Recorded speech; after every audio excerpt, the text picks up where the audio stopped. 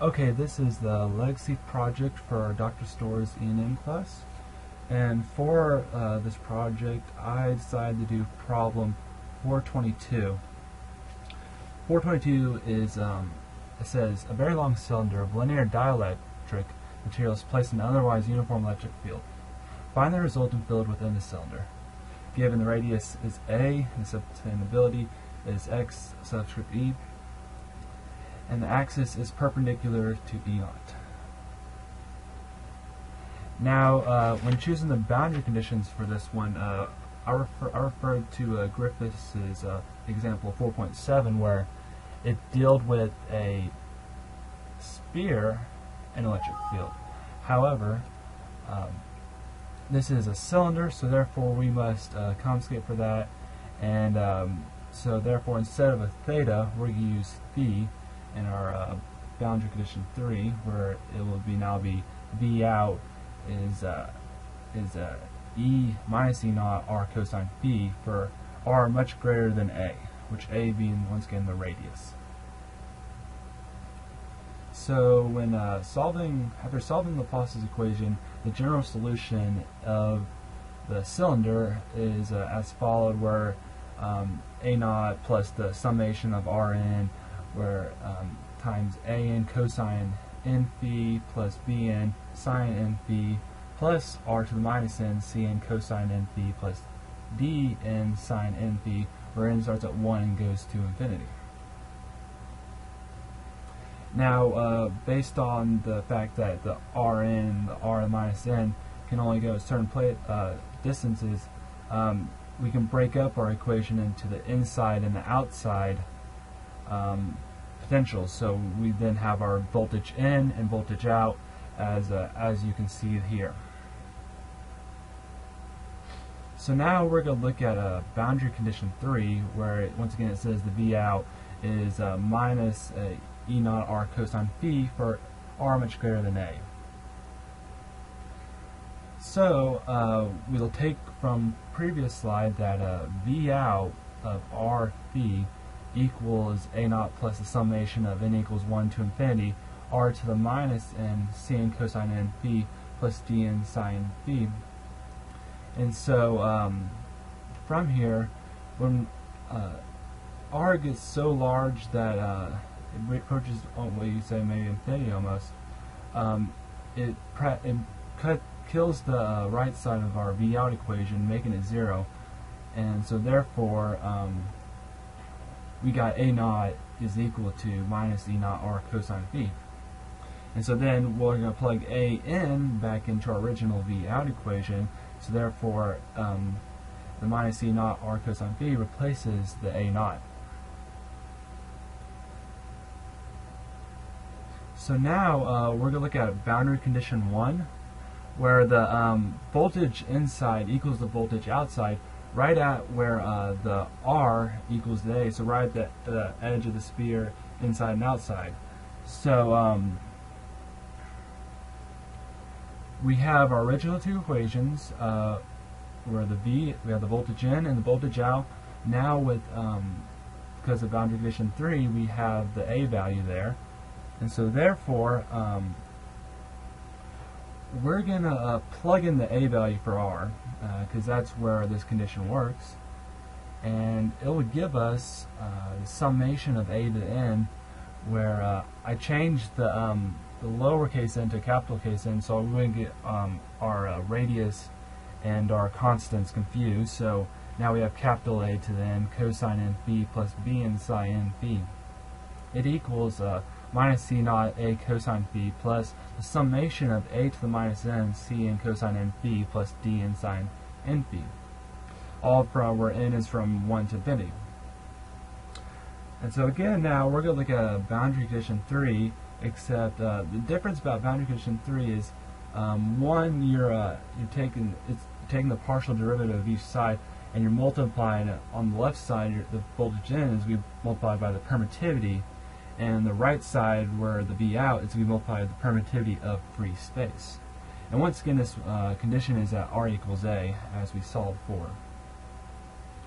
And so it's a little smaller, but we have where we took the derivative. So if you like to start from the left, you can see the permittivity and followed by summation. Now notice how the n to the a minus n1, well, we all know from calculus that if you take a derivative of something, the top the exponent, we're going to have to subtract it by 1, whatever value that be, and that value is actually going to, before you subtract it by 1, is going to come down to the bottom. And so therefore, that's the only thing that matters, because that is the r, the only thing that has to deal with r. So the rest of that side of the equation is the same, where the a and the cosine and b, etc. And so now if you look at the right side, if you remember, we had minus epsilon e naught a cosine phi, but now since we took the derivative of it, the a disappears. And so therefore, the right side again, we now have the permittivity of free space summation, and once again you can see that we took the derivative here of the r and we plugged in a for it, where we got n in the bottom and then a to the minus n plus 1. And so therefore, again, like I said before, the rest of the equation stays the same. And so now let's continue. So now we want to solve for the constants. One of the important things is being able to see where the function 1 won't work, and the sign values, they really just kind of mess everything up. And so therefore, b and d have to equal 0 for this guy to work. And also a and cn will equal 0 for values not equal to 1. So now, but for n equals 1, we can now solve for these constants a1 and c1. So if you remember from earlier, the outside the cosine, we had a to the 1, a minus 1, where the 1 originally was an n, but now since it's at n equals 1, we can substitute that in there for it. And then from the right side of the equation, on the b out part, we have the minus e naught plus a to the minus 1 c1. And so now we're going to do some algebra.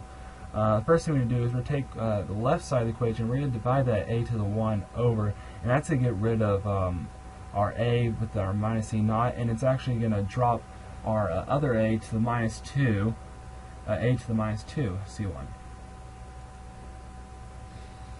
So now we're going to look at the second boundary condition. The one previous was from the first condition. So now it's very similar looking from both sides. We just have a little differences with the fact that we have permittivity and our constants are a little different. But once again, this time we're actually going to solve for C1. And when you divide the permittivity and the permittivity of free space, it's actually going to give you a relative permittivity, as you can see right here. Now, based on just doing algebra to solve for C1, we now get the relative permittivity times A1 plus E naught minus A to the minus 2.